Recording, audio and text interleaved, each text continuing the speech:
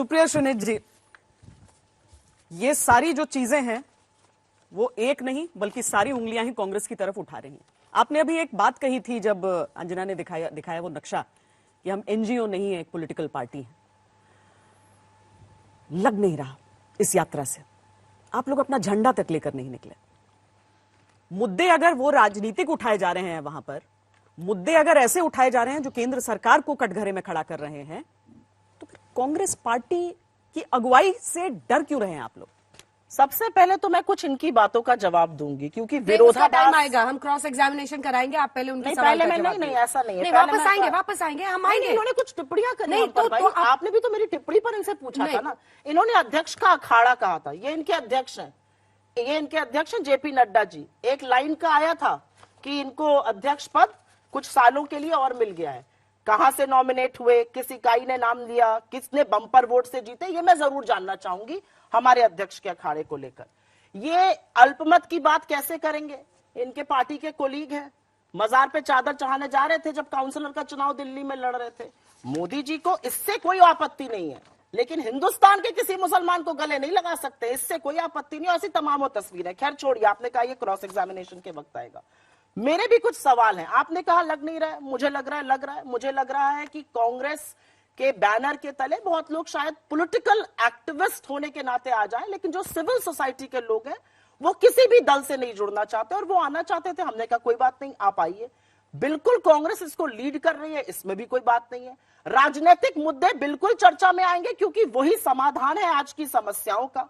मैं तो ये पूछना चाह रही हूं कि सेबी की तरह यूएस SEC जो है, जो वहां का मार्केट रेगुलेटर है अमेरिका का, उसने बोला कि ओरेकल ने 400,000 का एक फाइन लगाया गया। उन्होंने रेलवे के अधिकारियों को पीयूष गोयल जी के मंत्रालय में घूस दी थी $500,000 की। मोदी सरकार के कान में कौन सी रुई पड़ी है और कौन सी विवशता है कि इसके बारे में कोई बात नहीं हो रही? ये तो कहते थे ना खाऊंगा ना खाने दूंगा। लुइस ब्राइबरी का केस सामने आया था, हेमंत बिस्वा शर्मा जी पर सीधे उंगली उठ रही थी, आज इनके मुख्यमंत्री बने फिरे। मुझे बस इस बात का जवाब दिया जाए कि प्रधानमंत्री ने रेलवे में, और ये वहां पर प्रूवन है कि ओरेकल ने ब्राइबरी दी थी, ओरेकल को यूएस में फाइन देना पड़ा ब्राइबरी, घूस देने के लिए। हिंदुस्तान की सरकार को कोई फर्क नहीं पड़ता कि आपके यहां घूस किसने ली। सुई पटक सन्नाटा, एक शब्द नहीं, ना बोला जाएगा ना कहा जाएगा, क्योंकि खाना ना खाऊंगा ना खाने दूंगा भी एक जुमला था। ये अल्पमत की बात कर रहे थे, ये अल्पसंख्यकों की बात कर रहे थे। एक ऐसी फोटो चामुंडेश्वरी देवी से लेकर किसी मजार की और नंस पे खड़ी हुई एक साथ, जिस दिन आप मोदी जी की दिखा दीजिएगा, उस दिन आप सर्वधर्म समभाव और सबकी बात करने लगिएगा। एक सेकंड। हाँ, अफजल गुरु पर आते हैं। हाँ, बिल्कुल आइए।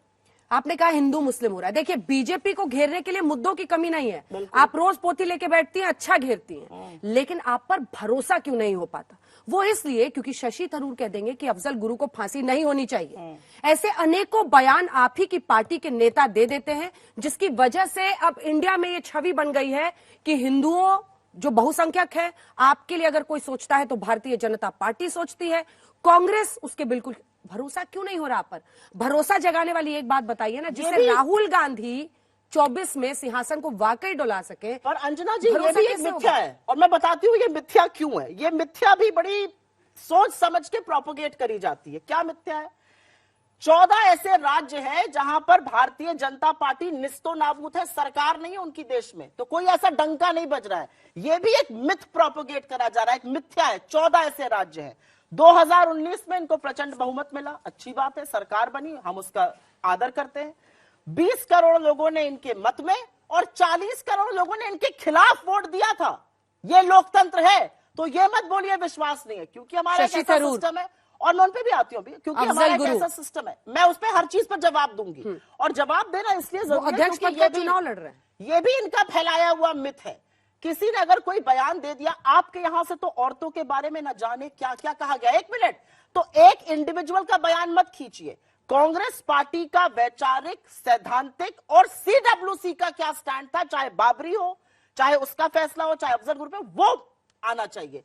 आपके लोगों ने तो क्या क्या नहीं कहा है, और आपके लोगों ने किस किस के साथ मिलकर चुनाव नहीं लड़ा है, और किस किस को टिकट लीजिएगा, चाहे वो सैफुल्ला हो, चाहे आसिया अंद्राबी हो, चाहे पीडीपी के साथ गलबैया हो और फिर उनको गैंग कह देना हो। पहले कांग्रेस का जवाब दे दीजिए। शशि थरूर अभी आपके प्रेसिडेंट के लिए लड़ रहे हैं, चुनाव में हैं, हो सकता है बन जाए, तब तो ये अनऑफिशियल स्टेटमेंट नहीं रह जाएगा ना जो उनकी सोच है। उदित राज कांग्रेस पार्टी के नेता है ना, जो राष्ट्रपति पर एक ऐसी टिप्पणी दे देते हैं, जबकि राष्ट्रपति की तरफ से अगर नमक के बारे में कुछ कहा जाता है तो वो आधिकारिक है। गुजरात में कितना उत्पादन होता है नमक का वो सब जानते हैं, कितना प्रतिशत। मुझे लगता है मुझे थोड़ा सा खेद है, राष्ट्रपति मेरी भी हैं और मैं उनका उतना ही आदर करती हूं जितना आप में से कोई करता होगा। मुझे इस बात का थोड़ा सा खेद है, और खेद इसलिए, मुझे इसलिए खेद है क्योंकि थोड़ा सा क्यों, मैं खेद बताती तो हूं होना आपको। चाहिए। नहीं, मुझे खेद मैं उदित राज की बात नहीं कर रही हूँ। हाँ। मैं बात कर रही हूँ राष्ट्रपति जी ने जो कहा, क्या ये देश ऐसे आका जाएगा कि गुजरात का नमक खा रहे हैं, पंजाब का गेहूं खा रहे हैं, बंगाल का चावल खा रहे हैं, फले का धान खा रहे हैं, कहाँ की दालें खा रहे हैं? अरे ये एक देश है और ऐसा होता है देशों में। पंजाब के बारे में कहा जाता है कि उसका गेहूं खाते हैं, पश्चिम बंगाल का चावल खाते हैं, कहा जाता है। अंजना जी, बात गुजरात चुभता है कांग्रेस पार्टी, बिल्कुल नहीं चुभता। आप विषयांतर कर रही, इसलिए विषयांतर कर रही हैं क्योंकि जब राष्ट्रपति जी ने कहा, और मुझे लगता है इतने अगस्त ऑफिस पे मैं उस पर कोई चर्चा और टिप्पणी नहीं करना चाहती हूँ।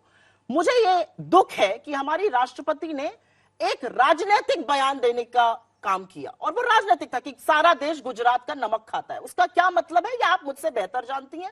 मुझे नहीं लगता कि राष्ट्रपति के महिमा मंडित आप उदित राज को सही ठहरा रहे हैं। नहीं, बिल्कुल भी नहीं। आप उदित राज को सही ठहरा रहे हैं। लेकिन उदित राज जी ने, मैंने अभी पढ़ा आने से पहले, उन्होंने कहा ये मेरा निजी बयान है और ये कांग्रेस का बयान नहीं है। उन्होंने उसके साथ ये भी कहा कि अगर आदिवासियों और दलितों के नाम पर आप किसी को बनाते हैं तो एक दलित होने के नाते मैं सवाल पूछ सकता हूं।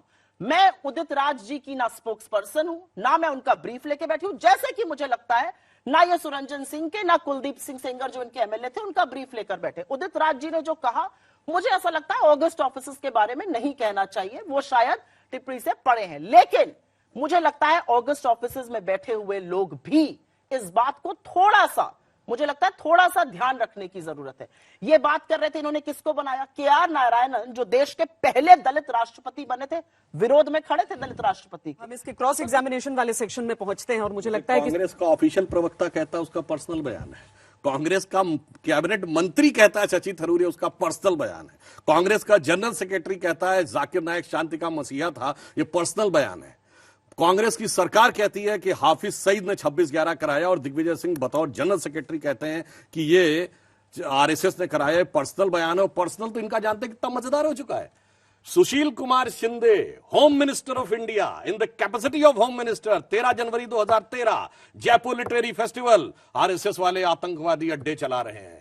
और जब सुषमा स्वराज जी ने पूछा, आपने होम मिनिस्टर के रूप में कहा, मैं अपना बयान वापस लेता हूं, तो मैंने ऐसे ही कह दिया था। होम मिनिस्टर के बयान को कहा जा रहा सीरियसली। आपके चुने हुए मुख्यमंत्री कहते हैं हमें मुसलमानों का वोट नहीं चाहिए।